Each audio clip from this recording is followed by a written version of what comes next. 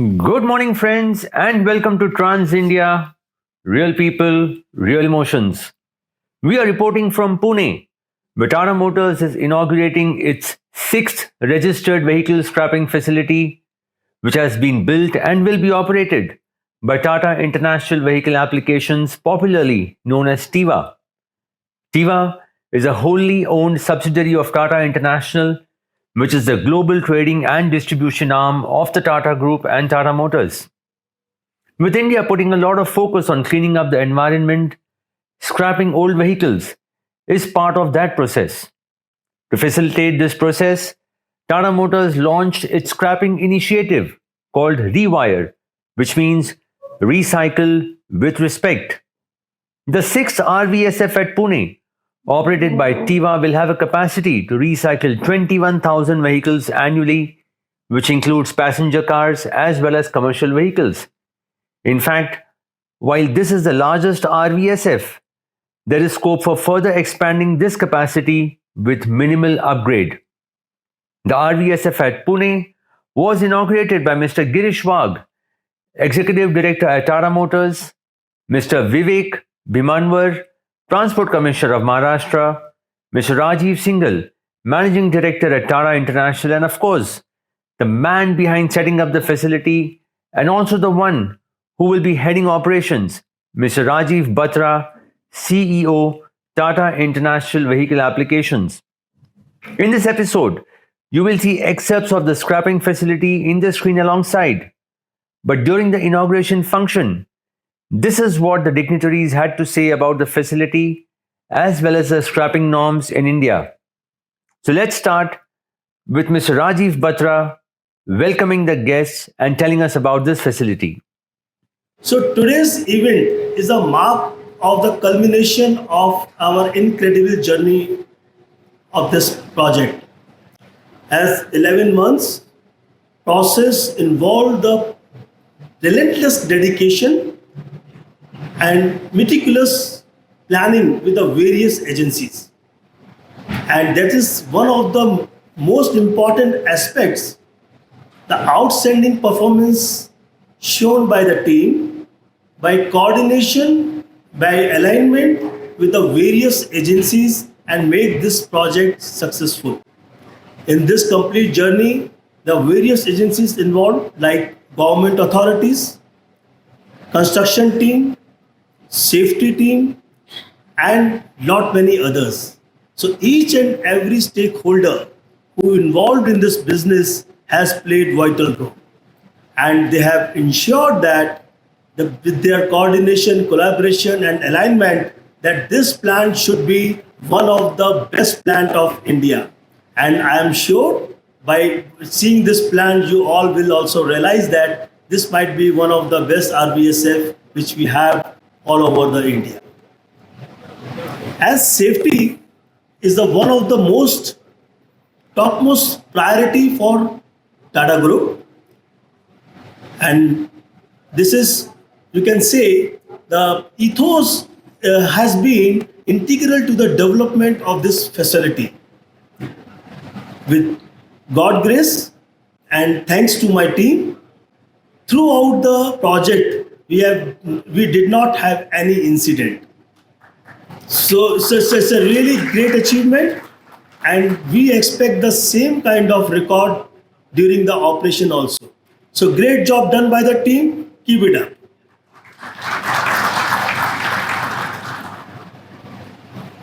This Rewire plant is a basically witness of efficiency, innovation, and sustainability.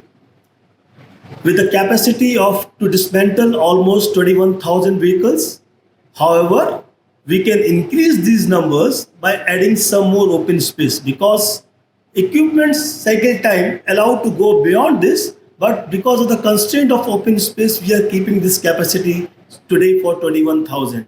But in future, definitely we'll go beyond that. Our team has ensured to maintain all safety standards during operation, maintain all government norms. So I promise to Vivek sir and his team that this plant will taking care of all the government norms which is mentioned for scrapping the vehicles. And every aspect of this project basically witness of our commitment towards excellence. This plant is equipped with latest equipments. So one of the equipments, depolluting equipment, which we import from Germany, which is the company name as SEDA. And SEDA is the one of the best company available in the world who produce this kind of equipments. And if I am not wrong, might be we are the first company in India who is using SEDA depolluting equipment. However, we are proud to be part of Make in India initiative. So we try to maximize our processes, our equipments to buy from locally from India. And we have made this plant is a basically, the synergy between global technology and making India drive. So we maintain this both the things in this plant. Next up, we have Mr. Rajeev Singhal, Managing Director at Tata International. Today we are celebrating not just the launch of this facility, but also a significant milestone in Tata International journey towards creating circular economy. This plant is a testament to our commitment to combine growth with responsibility. It represents the culmination of technology and thoughtful planning, ensuring that we uphold our pledge to remain environmentally conscious. The journey to this date has been defined by collaboration, dedication, and collective commitment towards driving positive change. I would like to appreciate Mr. Rajeev Batra and his team for their tireless effort for executing this project. As we begin operations today, our vision extends beyond the immediate output of this facility. We aim to create a ripple effect, promoting sustainable growth, uplifting communities, and significantly reducing our environmental footprint. I would also like to extend my sincere gratitude to the government for their support through progressive policies such as offering discounts on road tax and introducing the green tax on old vehicles. These initiatives will play a crucial role in enabling the vehicle scrappage project to function more effectively. While the central government has introduced a scrapping policy, the states have been given the liberty to shape the policy according to their understanding and interpretation of the policy. The government of Maharashtra has been known for its forward-looking policies. However, as admitted by Mr. Vivek Bhimanwar, Maharashtra has been a little slow in implementing the scrapping policy. Mr. Vivek Bhimanwar shared insights in the government's efforts to clean up the air, and this is what he had to say. I heartily congratulate to the Tata Motors and the Tata International for bringing out this state-of-the-art facility for the vehicle scrapping. It has been almost 2 years. The government of Maharashtra has announced the vehicle scrapping policy in tune with the government of India's policy of the vehicle scrapping. And more than Tata, I was eagerly waiting for Tata to come in Maharashtra. Because we always say with a pride that Tata has a headquarters in Maharashtra. Tata, we exert more ownership on Tata than any other state. So when we received the application of Tata Motors, Tata Rewire, we were more than delighted. Because wherever the Tata goes, they become the torch bearer for the industry. And not only for the industry, they become the torch bearer for the policymakers also. So I am sure that this new chapter of vehicle recycling, with their innovation, with their reliability, with their consistency, the Tata International will go a long way in setting the norms for this industry. I would say that of late the government has started this initiative. I think we are little late to start this initiative of vehicle scrapping. If you know, all over the world, From years we have been listening that the old vehicles are scrapped in a scientific manner. There is a vehicle scrapping policy all across the world. But we have started little late in 2019. I think the first time the policy was announced, and now it is rolling out across the country. One has to understand why the scrapping is important. Not only for the road safety point of view, with the better technology and with the BS6 norms now, it is said that a 10-year-old vehicle pollutes around 10 times the new vehicle. Now if you see, few years before, every day morning people have the habit of saying what will the temperature today, whether it will be rain today or not. Now in many cities, people check what is the AQI of today. How is the air quality? Such is of course the vehicular pollution contributes about 30% of the total atmospheric pollution. There are other factors too.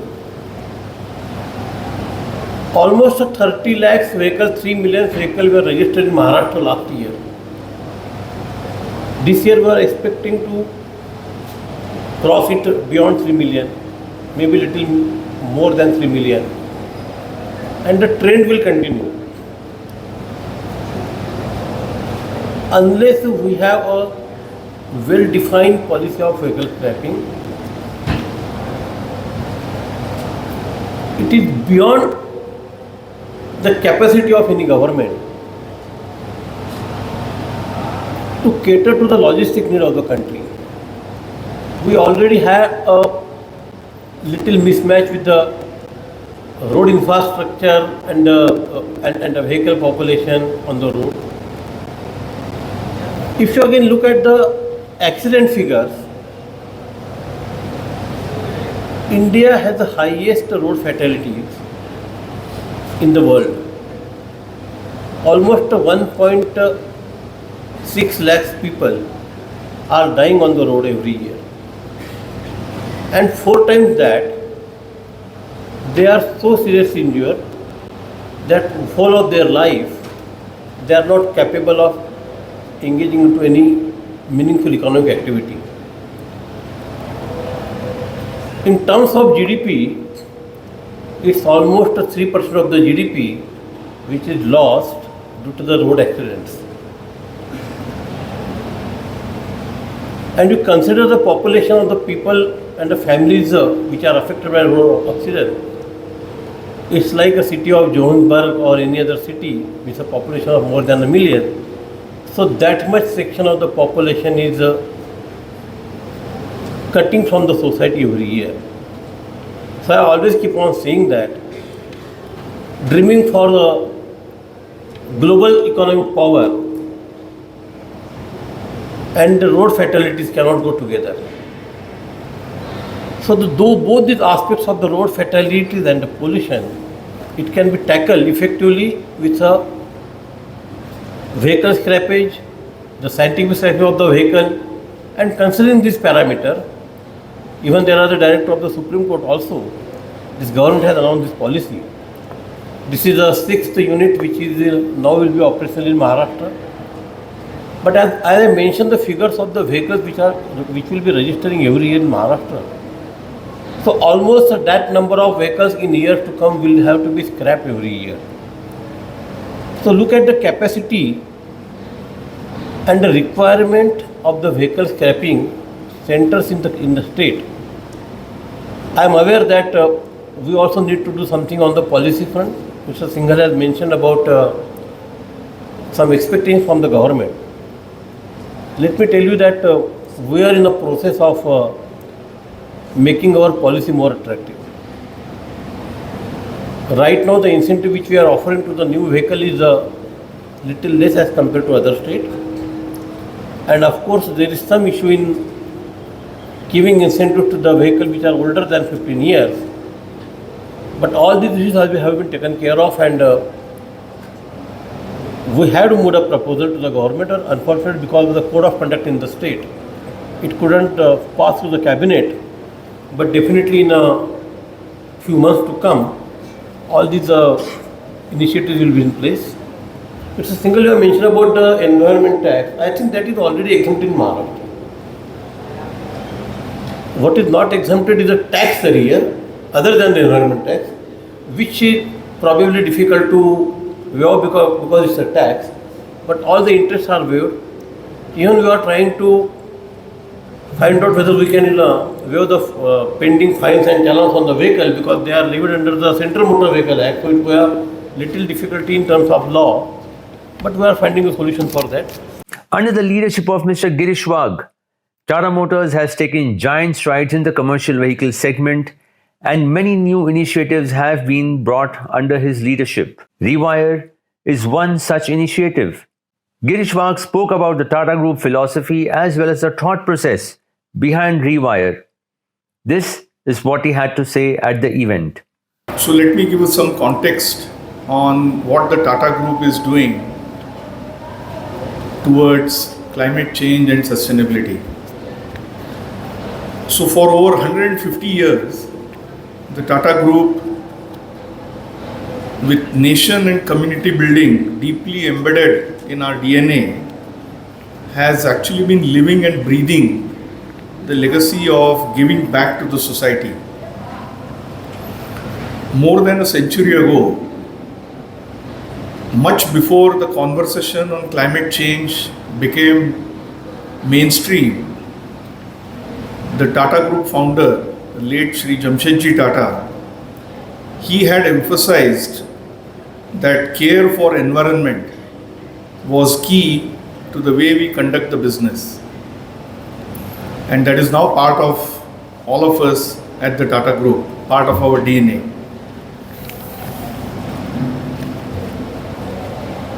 With climate change staring at us and sustainability being the most important agenda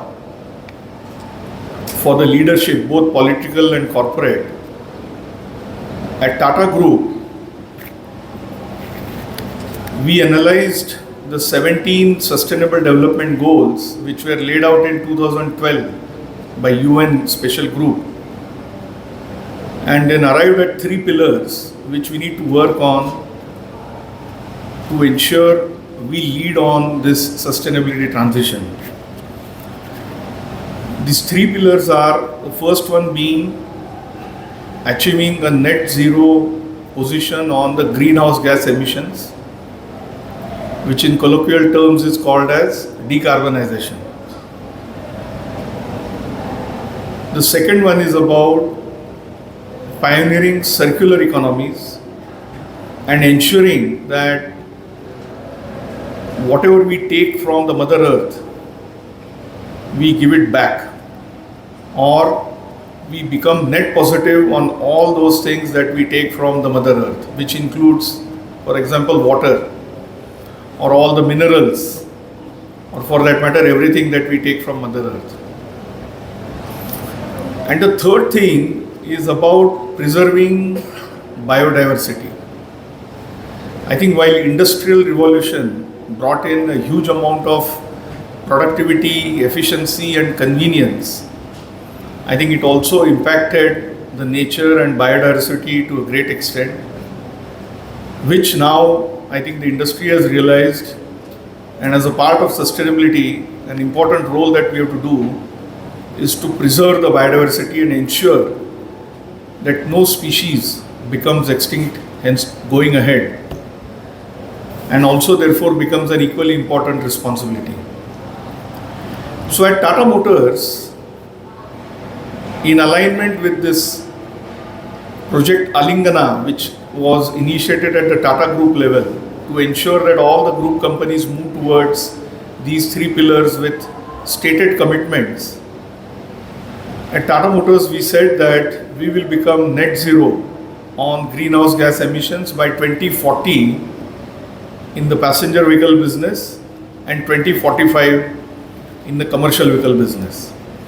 And there is a lot of work which is happening towards this commitment, whether it is converting our facilities into 100% renewable energy consumption, or making electric vehicles, whether it is battery electric vehicles or fuel cell electric or hydrogen ICE. And there is a whole lot of work which is happening to ensure this net zero transition. In addition to that, we of course started work on circular economy. I'm very pleased to tell you that 3 of our plants are already net positive on water.